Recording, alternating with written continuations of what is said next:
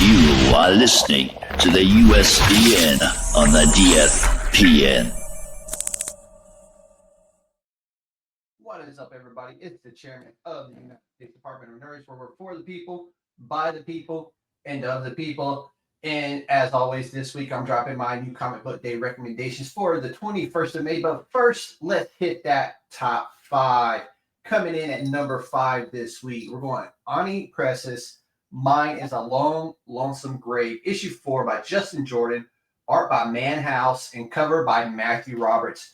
Really love what they're doing for this this series. I can honestly see it becoming a TV series or maybe even a movie. That's how much I enjoyed this story. Oni Press absolutely killing the game. This is probably one of my top 5 right now of 2025, to be fair. Now, coming in at number 4, we're going to a galaxy far, far away from Marvel Star Wars Jedi Knights, issue 3 by Marc Guggenheim, art by Madibek Musabekov, cover by Rahzzah, and color by Luis Guerrero, and Clayton. Cowles did the lettering on this book. This was all splash pages, all action. Phenomenal issue number 3 for Jedi Knights. I really, really enjoyed it. It was different than what you're used to. Still some story, still Obi-Wan and Qui-Gon trying to save Bail Organa, but just the action in this book, the big splash pages, well worth your money on this one. A lot of fun. Coming in at number 3 this week, we're going Image, we're going Ghost Machine, we're going Geiger, Volume 2, Issue 14 by Geoff Johns, art by Gary Frank, Brad Anderson, and Rob Leigh, I believe, was on the lettering on this one. Love the homage cover. Love what you're doing with Tariq and Ash Arden. Phenomenal, phenomenal stuff right here by Ghost Machine. Check it out if you can. I can't say this enough. Grab yourself a trade paperback of Geiger and start enjoying your comic book. Coming in at number 2 this week, I'm giving it to a debut from last week, and we're going to Image and the Invincible Universe with Battle Beast.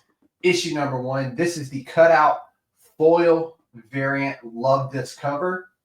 This is by Robert Kirkman, art by Ron Otley, covers by Ron Otley and Annalisa Leone. Annalisa Leone also did the colors, and Russ Wooten was on the lettering. Such a fun book, off to a fantastic start for a series that everybody has been waiting on for so long. It's finally here. It did not disappoint. Now, coming into at number 1 this week, we're going Image. We're going to Tiny Onion. You know who I had to give it to this week, and that's going to be Exquisite Corpses, issue 1, triple-sized book by James Tynion IV, art by Jordan Belair and Michael Walsh. Michael Walsh and James Stokoe on the covers this week. Of course, there was a lot of bonus covers on this one. Those are just the covers from I picked up. So much fun. Can't wait for issue 2. This is going to be the comic book of the year, in my opinion. Quote me on it. This right here, phenomenal. Check it out if you can. Now let's dive into new comic book day for the 21st of May. And this week had 187 new releases, 450 releases overall, which is quite the drop from last week. But let's dive in. We're going Marvel, Daredevil, Unleash Hell, Red Band. This is issue 5 by Erica Schultz, art by Valentin Pinti, Jose Luis Suarez Pinto, cover by Philip Tan, inks by Valentina Pinti, and Jonas Trinidad, and colors by D. Cunniffe, and lettering by Corey Pettit. If you can't take the heat, get out of Hell's Kitchen. Daredevil and Ghost Rider team up in a fiery fight against demons in the darkest part of Elektra's soul. But will their combined efforts be enough to defeat Muse's forces and free his grip on Morgan's soul? Or will the trio find themselves consumed by their sins and trapped in hell forever?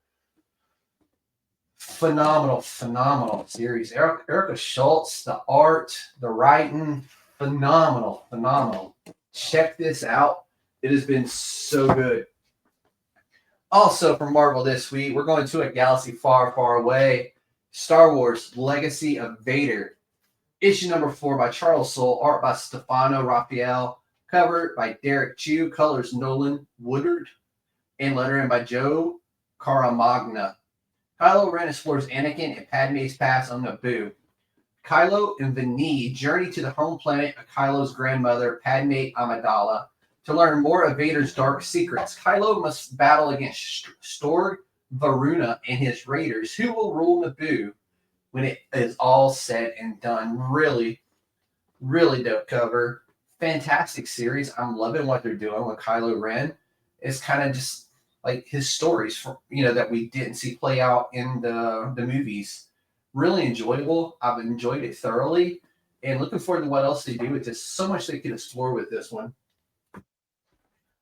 We're still in a galaxy far, far away, and we're going Star Wars to the High Republic era and the Fear of the Jedi. This is issue 4 by Kevin Scott, who is absolutely killing the writing. Art by Marika Cresta, cover by Phil Noto, color by Jim Campbell, lettering by Ariana Mayer. Nightmare Above Eridu. Keeve Trennis and her team of battle-weary Jedi must face their biggest challenge and their greatest fear, the Nameless Strike, as you've never seen them before. What is the secret of the Nightmare Fleet, and how can Tay Sirik defend himself against the person he loves the most? Dope cover this week. This was a phenomenal read. I always enjoy the High Republic stuff, no matter if it's Marvel or Dark Horse doing it. It's just a fun series to read. All right, jumping over to DC this week, and we're going to one of my favorite characters of all time. We're going Zatanna, Vol 3, Issue 4 by Jamal Campbell. He also did the art. He also did one of the covers, as well as Ben Oliver. Magical mayhem. The outlook is grim. After being dealt a devastating defeat at the hands of the Lady White and Brother Knight, Zatanna struggles with her magic. Thanks to the cursed sword embedded in her, both her body and mind are constantly under attack. With her young crewmate Adam suffering a fate worse than death and Blue Devil missing, she must push and persist to save her allies. No one else gets hurt because of her. No one. Really dope cover this week, both of them. Fantastic series. Love the Lady White. Great protagonist or antagonist to Zatanna. Really good stuff right here. Staying in DC, we're going Absolute Flash, number 3 by Jeff Lemire, art by Nick Robles, cover by Hannon, color by Adriano Lucas. The Rogues press the attack. Wally's back is against the wall as the Rogues bear down on him. Can he evade capture and harness some of the newfound speed? Or is he already at the finish line? Like I said, this is the only Absolute series I'm reading right now. I figured I'd pick it up and give it a try before the trade paperbacks start coming out. And I've really enjoyed it so far. Not really my usual taste, but still enjoyable nonetheless. Jumping over to Dark Horse now. Going to a galaxy far, far away. Going back to the High Republic. We got High Republic Adventures Volume 3, Issue 18 by Daniel Jose Older. Phenomenal writer, by the way.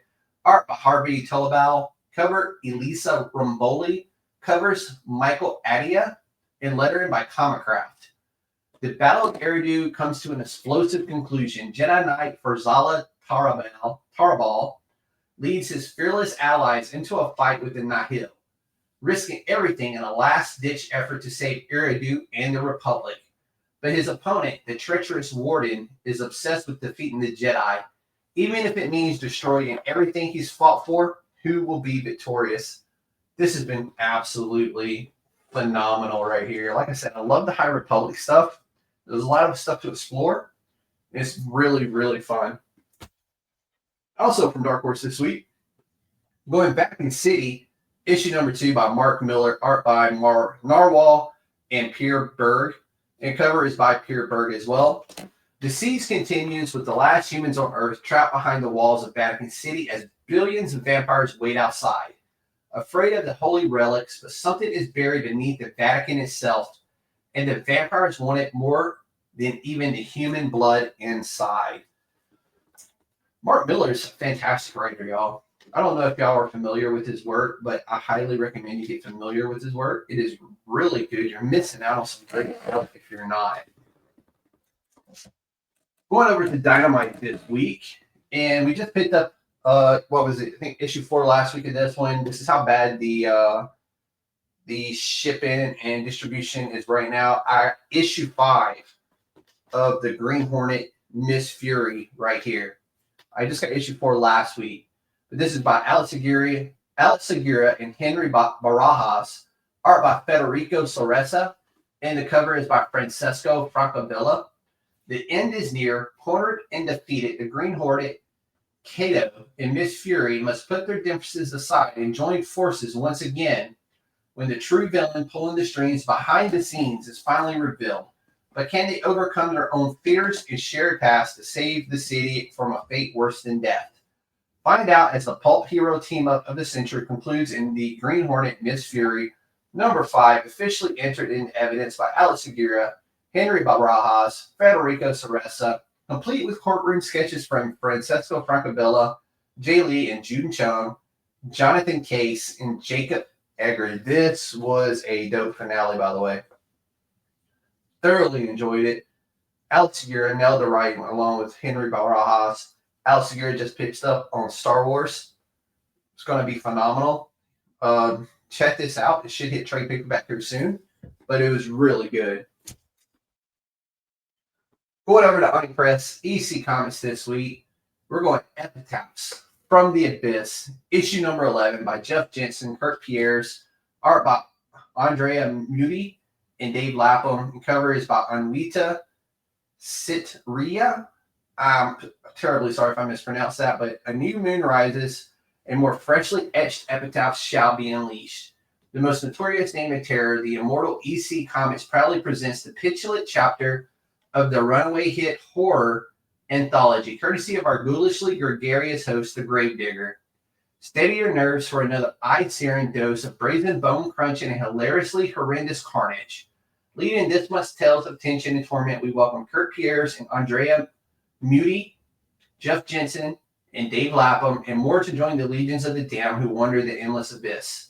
Come and join them. There's always room to spare. Get in on this. They just released a trade paperback recently, I think last week. Phenomenal series this is. EC Comics, Oni Press, producing some really great stuff right now. Check out Epitaphs from the Abyss. Going over to Zenescope this week, we got Great Tales of Terror, Volume 5, Issue 5, The Hat Man by David Wohl, Joe Bruscia, covered by Josh Burns.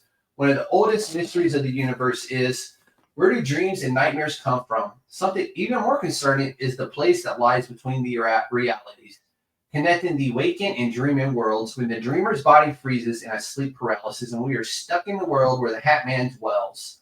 Some call it superstition, others a disruption in the neural pathways of the brain, but those who understand the truth know the Hat Man is not a figment of the imagination, nor is he a tale to be told. The Hat Man is primordial. He is something to be feared, and if you're unlucky, the Hat Man is coming for you next. Really dope stories. We've all heard stories of the Hat Man before, and that's what I love about Zenescope and Grimm Fairy Tales. They take that story that you heard as a child, slap it into comic book form, and it's phenomenal. Check it out if you can. Staying in Zenescope one more time, we got Myth and Monsters Spring 2025, Issue 1 by Joe Bruscia, covers by Josh Burns and Richard Ortiz.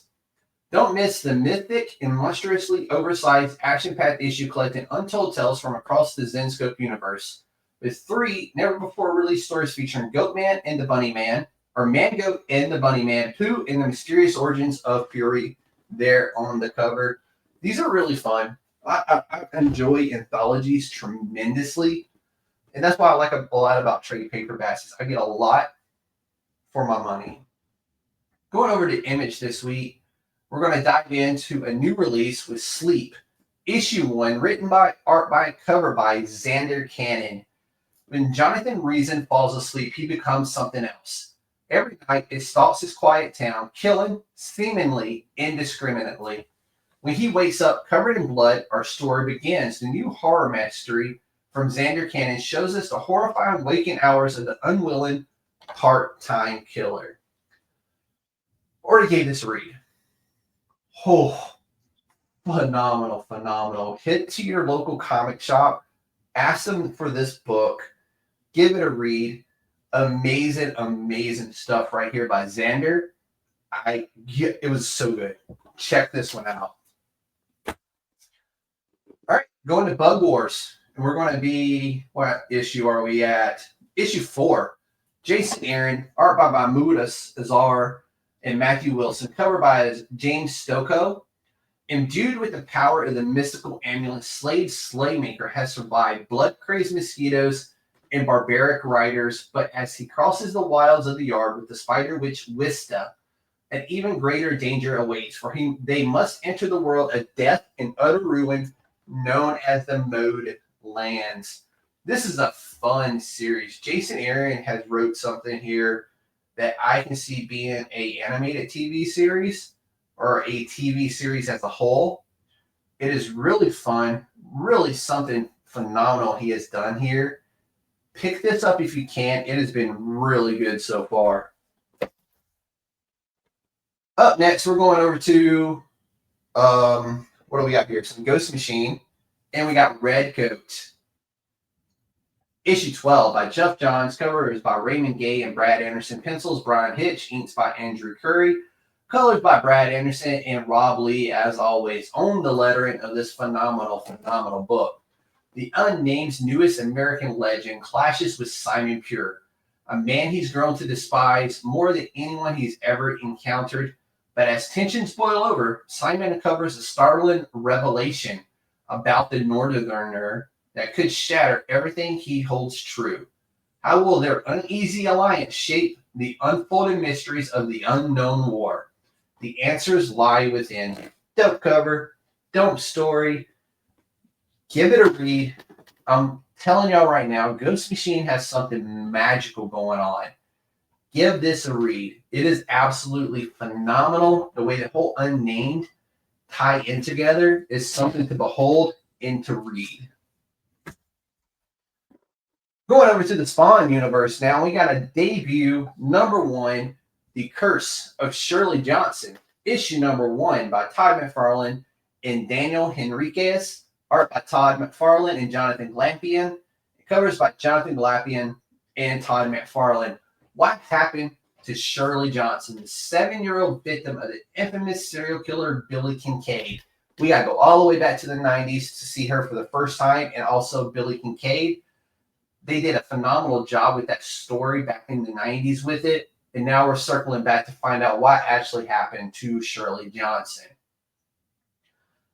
She was a 7-year-old victim of the infamous serial killer Billy Kincaid. The Curse of Shirley Johnson, an epic new chapter in the Spawn universe, explores the fate of the innocent young girl. Her heroine adventures with the stranger are laid bare as her story in the world she now inhabits is revealed.